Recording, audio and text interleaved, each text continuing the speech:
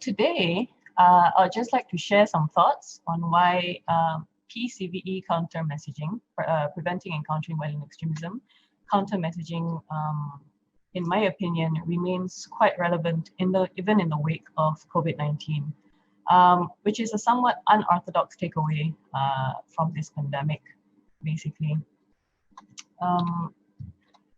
So since January 2020, I think most governments have remained quite focused on public health responses as well as economic interventions in order to mitigate not only the loss of life, but also to avoid a global recession.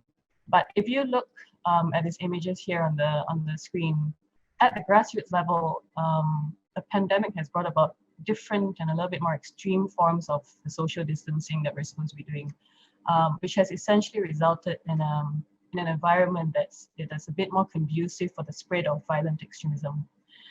For example, we see an increase in racial crimes and hate speech, especially towards Asians and migrant communities who are basically blamed for the spread of the COVID-19. There's a very strong us versus them sentiment in light of widening socioeconomic inequalities, especially towards the elite. We also hear a lot more of anti-immigration voices, basically arguing that the government should not be spending any more time or resources on foreign or undocumented migrants, undocumented workers, given that our resources are already strained and should be prioritized for our own citizens. And last but not least, we have seen the rapid spread of fake news and conspiracy theories, which has resulted in, naturally in widespread disinformation, and it's impacted individuals as well as vulnerable communities through the rise of stigmatism, discrimination, and hate crime. So I think these emerging trends are resulting in societies that, like I said, are more vulnerable to manipulation by violent extremist groups who thrive on dividing communities and targeting disillusioned individuals. And these groups would basically find it easier to exploit the existing drivers of radicalization which exist already in our society. And these drivers have been reinforced by COVID-19.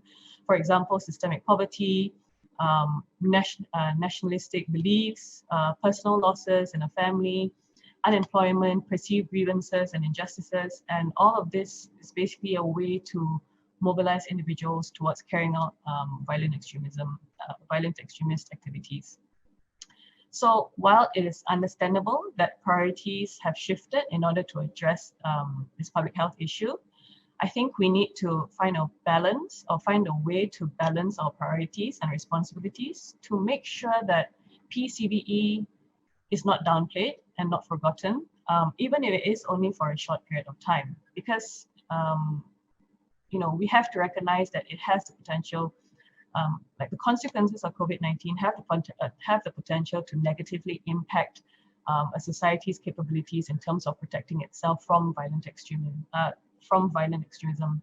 And if anything, COVID-19 has shown us that while there are instances of communities coming together to help each other out, to support other individuals and groups affected, it is very easy for these communities as well to turn on each other in times of uncertainty. Okay, so now that we have a little bit of a better understanding about the impact and the potential consequences that COVID-19 can have on violent extremism, now we can talk about the measures that we can take to address these issues, which is the topic today, PCVE messaging. So some people look at messaging as a war of words, but in this day and age, because of the technology that we have and because there's so much information, especially online, words are not enough. Nowadays, good and attractive messaging requires imagery, symbolism, even music, anything that can stimulate the senses. So, and even with the pandemic, messaging from violent extremist groups did not stop. So as mentioned by ASP Muzaffar, these groups took the opportunity to use COVID-19 to bolster their propaganda in a variety of ways. And it kind of shows how adaptable these organizations can be. For example, in February, ISIS, Daesh, again argued that the epidemic was a punishment from God for China's oppression of the Uyghur minorities. But not only that, it went on to warn its supporters that the world was very interconnected now, which basically meant that this disease can be easily spread. And they also called on their own supporters to step up attacks in their own home countries so that it can put a further strain on their own home government resources, which focused on dealing with COVID-19. And we also see groups like Al-Qaeda who, provided an alternative propaganda by inviting Westerners to learn about Islam during the quarantine period. And on a similar but different side of the spectrum, we saw far-right groups continue to be very active, especially online, in which quite a number of them grouped together to discuss and link COVID-19 to Islam, to Judaism, immigration, and to a certain extent, LGBTQ. So, it is clear that these groups are still working hard in spreading their propaganda, utilizing any narrative basically to help push their cause. And this is a very pragmatic strategy coming from them, because the quarantine period has basically sent everyone onto the internet. There's definitely going to be an increase in especially young people on the internet who are unsupervised, who are on social media or gaming platforms. And we know that these are the platforms that have long been used by these VE groups to expose more people to their ideas and as a source of radicalization and recruitment.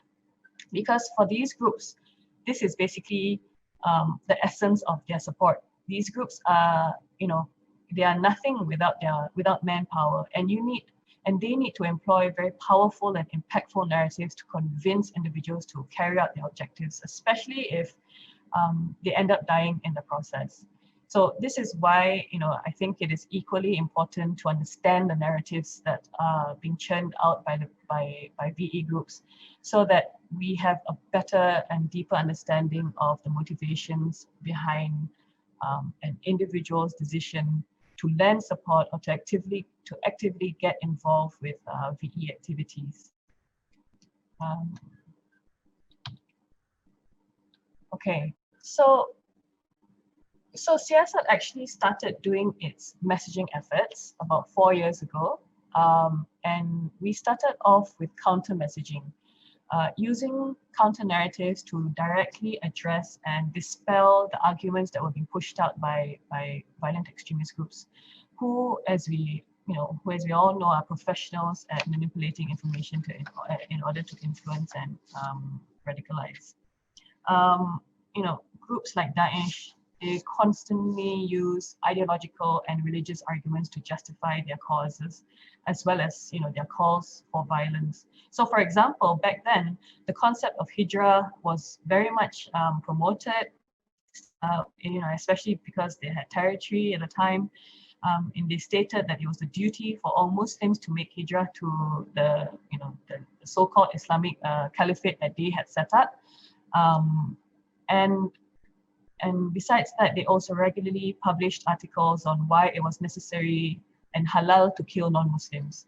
So how SEARCCT responded to that was to actually engage with religious scholars, because we have no religious expert here to talk about these narratives and to debunk them directly. And this is something that I think we need to keep in mind, is that we may not be necessarily the right people to speak on such matters, because we, number one, we don't have the experience and the expertise, and we need to find the appropriate messengers. The last thing any messaging campaign needs is for its credibility to be questioned, which happens a lot, especially because we are coming from a government's perspective. So regardless of whether your message is correct, the minute it comes from us, the essence is already watered down. And so this is something that we became aware of very soon after beginning the work. And since then, we've not only focused on fine-tuning the counter-narratives, but also we put a lot of effort into identifying appropriate messengers who can carry across and deliver the full weight of the message to the intended target audience. And for SEARCCT, we have always targeted individuals or groups who are viewed as on the fence, meaning those people who have shown an interest in the ideas surrounding violent extremism, but who are still open and searching for answers or for alternative options, as well as those who have no awareness of the issue, especially when we're talking about dangers of online radicalization. So an example of a counter messaging campaign that we have done is the Prison 3R series, Radicalization, Rehabilitation, and Reintegration. This was a project that began in 2018 and was completed last year, and we collaborated with the Prisons Department, and we were given the rare opportunity to interview current and ex-detainees who had been charged with and convicted of terrorism-related activities. So the goal of this project was essentially to produce and disseminate compelling counter-narrative digital products based on the real-life experiences of those individuals, and these products were then disseminated by social media platforms. So the basis of this project was to achieve and fulfill the three important elements of any messaging strategy, which is to ensure the authenticity of the message, the credibility of the messenger, and the relevance and the shareability of the product on the identified media platform.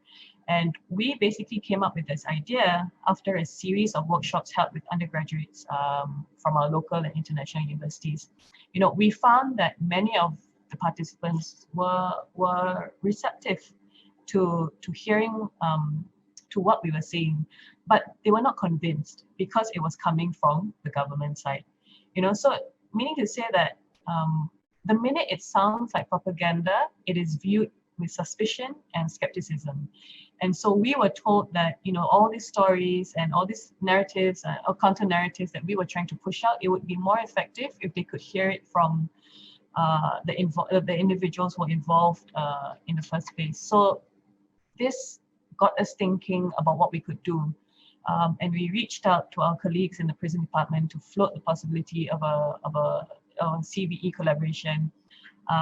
And so we managed to complete 7 videos and 7 comics based on the interviews that were carried out, which I mentioned were then spread on Facebook and Instagram. So this is just some of the stills from the videos that we created. And if you can read the subtitles, it tells you a little bit about the viewpoints of the detainees and ex-detainees. But what I found really interesting about this project was, number one, the detainees who were, the ex and the current detainees, were all had a way of looking forward. All of them talked about getting out of prison and rejoining their families or starting a business, or even engaging in community services like building a sports hall or a sports complex for the youth. So which was very encouraging, because then it makes you think that, okay, this is a cycle of violence that can be stopped if they are given the right opportunities and the right kind of trainings.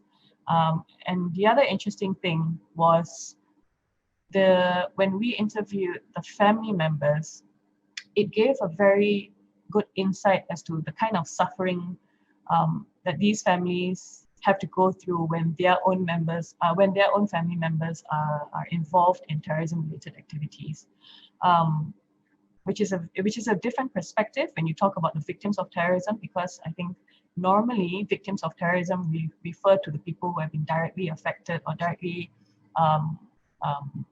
affected by terrorist attacks, but allowing family members to speak out, I think, was a very powerful narrative that we managed to get from this project.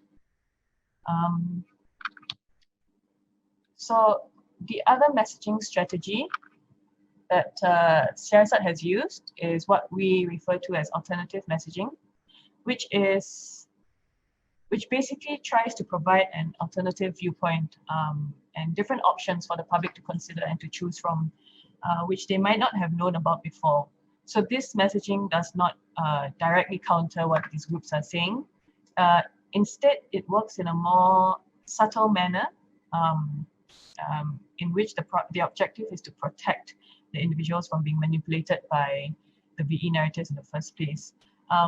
And it's less antagonistic because it focuses on telling people what our objectives are, as opposed to what we don't like, what we are trying to protect them from. So the benefit, I think, of using alternative messaging is basically its capacity to talk about sensitive subjects. And we often use alternative messaging when we are focusing on addressing the different drivers of radicalization, because it is more flexible.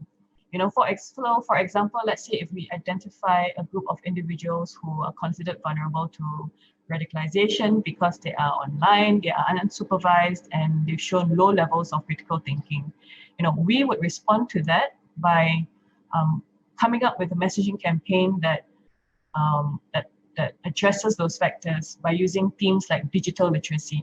You know, so this is basically our attempt at trying to provide some form of a mental barrier that can act to lessen their vulnerabilities to violent extremist messaging.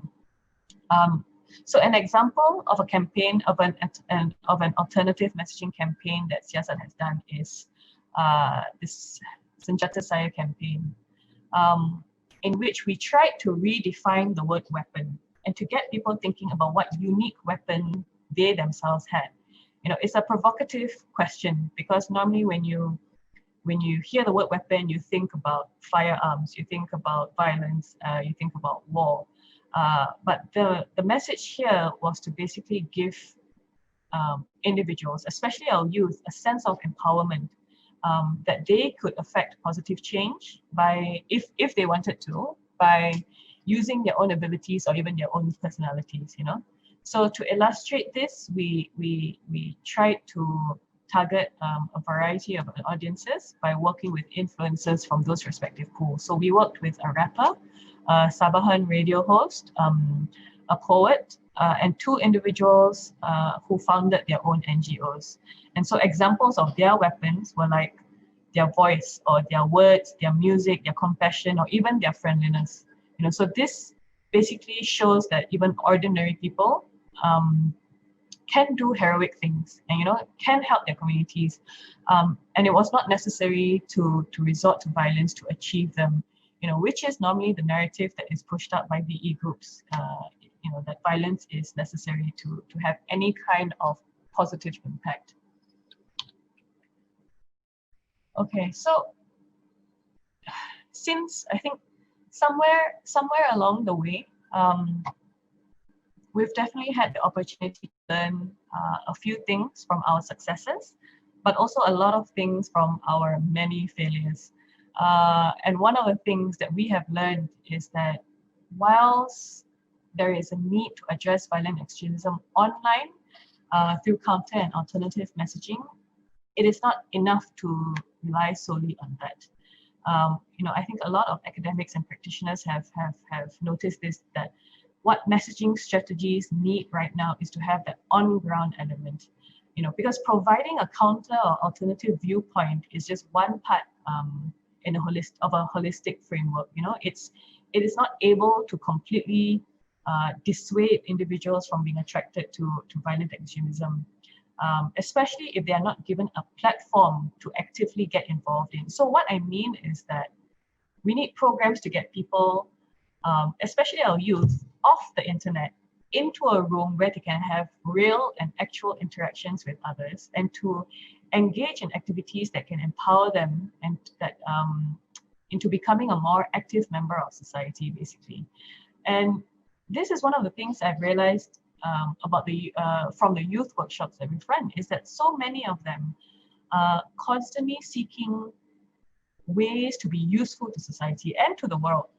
You know, they are looking to do something meaningful, and allowing them that voice and their platform, allowing them to make, you know, decisions, I think then helps to reduce the risks of them being manipulated into thinking that violent extremism is their only option. And not only that, I think this serves as a good opportunity for government agencies to expand its partnerships, not only with civil society organizations, but also with the private sector. Working with CSOs will help to provide access as well as practical on-ground knowledge of the communities that we are trying to engage with. Whereas partnerships with the private sector can help with the other drivers of radicalization, the socioeconomic circumstances. So for the other thing that I want to stress for a messaging campaign is that coordination and consistency is key for any kind of campaign to be effective.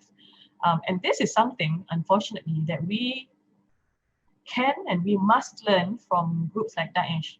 So back in 2014, all their media agencies were releasing up to 30 digital products a day, on multiple platforms in various languages and different kind of formats, video posters, even nasyid, and so it's that there's so much information that this can basically cause individuals to start believing in it, even if they didn't believe it in the first place. After a while, I think if you see something and you read something more often enough, you will start to believe it eventually, especially if there is nothing else online that can counter it.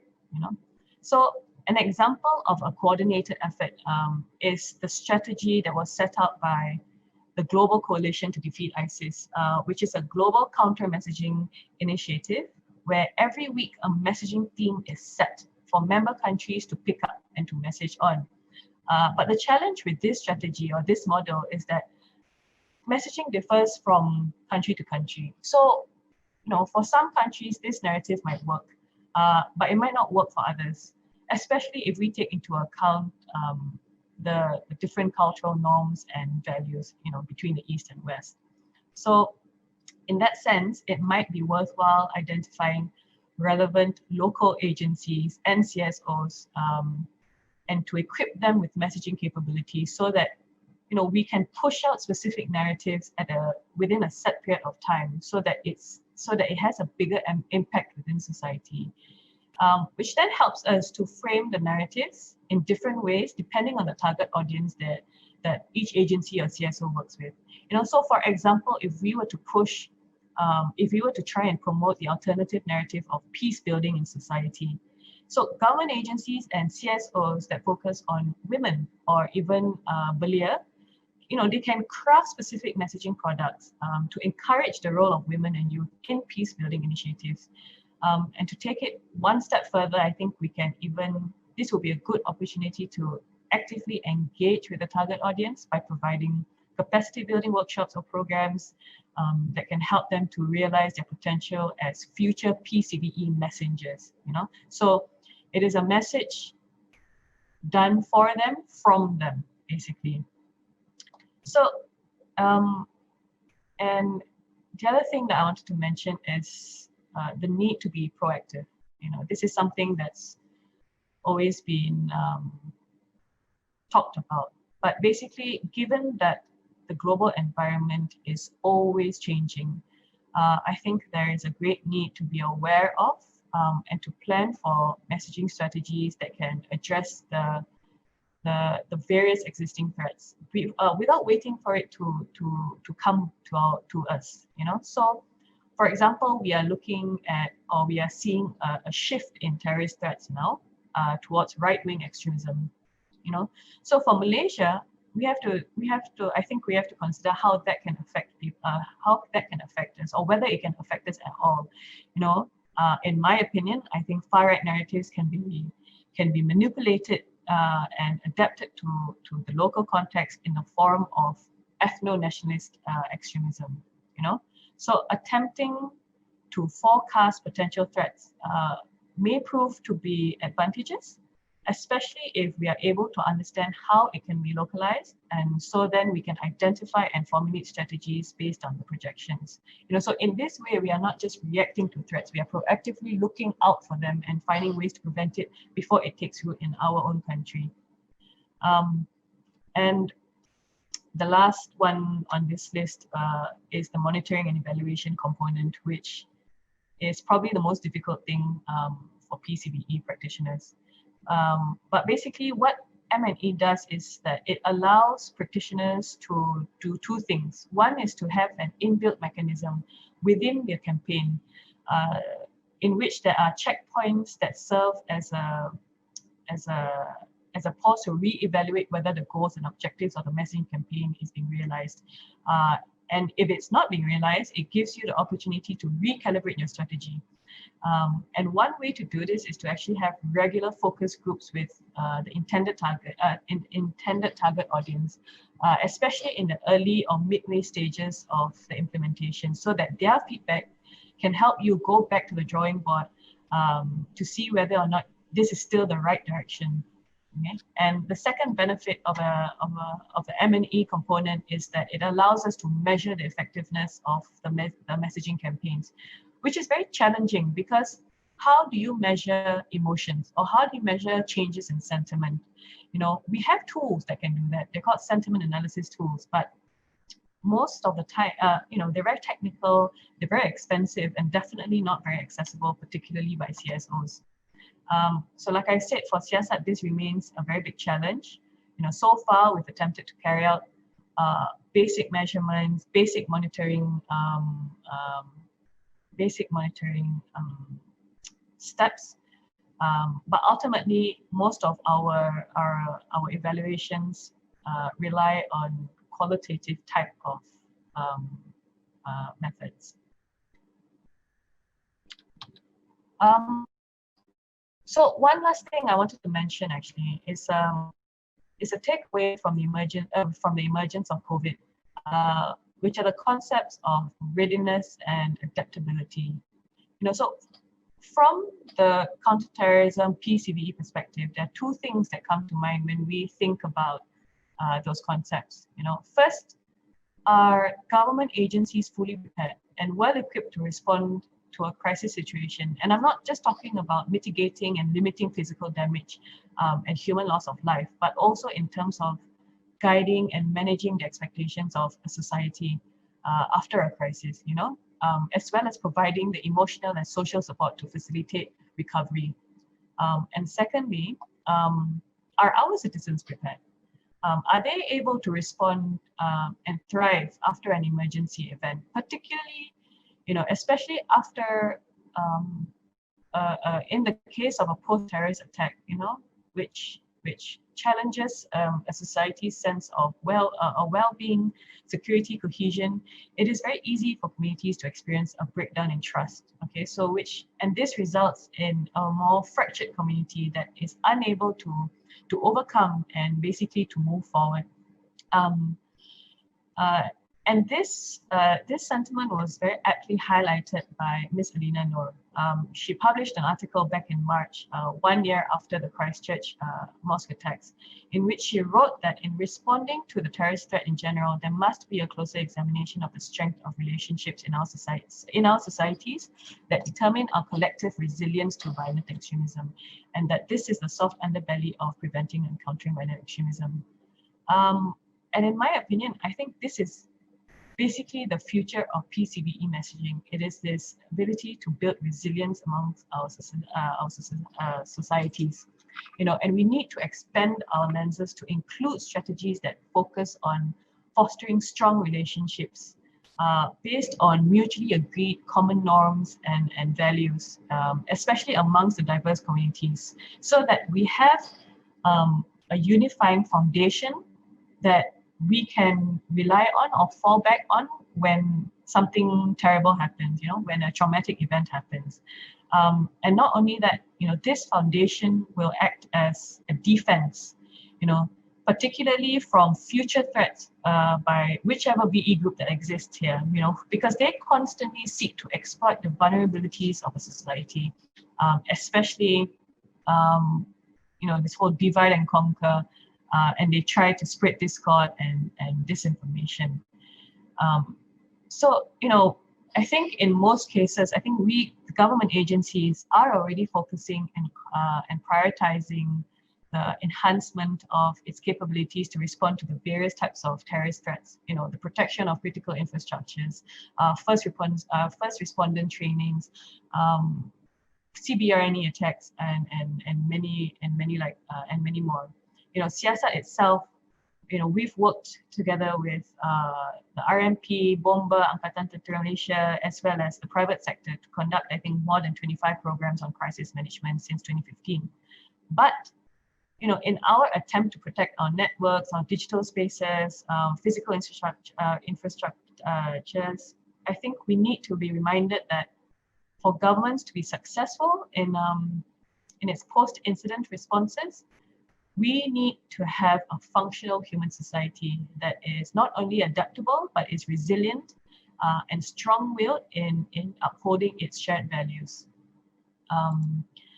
And I think resilience messaging, especially in the Malaysian context, can begin with understanding first what makes us vulnerable, which opens up a lot of opportunities to insert elements of PCVE. So for example, we may view our diversity, multi-ethnic, multi-religious, it's something to celebrate and it's a normal way of life.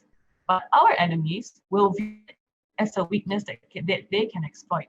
So if we accept this train of thought, we can preempt these potential threats that aim to create discord, so we can try and foster more engagements and closer ties between the various groups, and you empower these groups to talk about their experiences so that wider society can basically share in it. And I think the other type of resilience building strategies that we have to think about is the opening up of platforms for young people to speak on and for them to get involved. So recently there's a very interesting initiative called Parliament Digital, which basically aimed to bring young people together to debate about topics that are related to Malaysia's national interests. And what is good about these kind of programs is that it allows our youth to take ownership of the direction that they want to see Malaysia move towards, and to craft solutions for themselves, on how to achieve these goals. If we provide the youth a safe platform to speak on, we indirectly instill and foster essential skills that especially a country like ours needs. Critical thinking, responsible communication, conflict resolution capabilities.